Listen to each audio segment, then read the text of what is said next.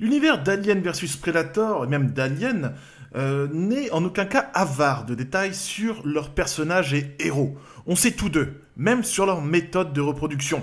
Les xénomorphes, par exemple, par le biais des ovomorphes, et les humains, well, you know, il y a la méthode de la lele classique et il y a le clonage. Mais qu'en est-il des Yoja? Puisqu'en effet, très peu d'infos sont disponibles à leur sujet. Alors en termes de reproduction à proprement parler, l'acte en lui-même inclut deux individus, un mâle et une femelle, et on observe d'ailleurs, chez cette dernière, un pic d'agressivité pendant l'acte.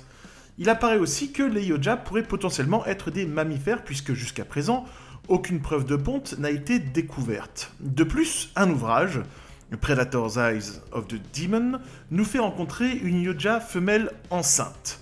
Elle finira par accoucher en plein combat et ne devra sa survie qu'à l'intervention d'une humaine qui l'aidera dans cette tâche très délicate. Le nouveau-né Yoja, quant à lui, à la sortie du ventre de sa maman, était enveloppé d'un sac amniotique et présentait un cordon ombilical. Donc plus 1 pour la théorie des Yoja mammifères.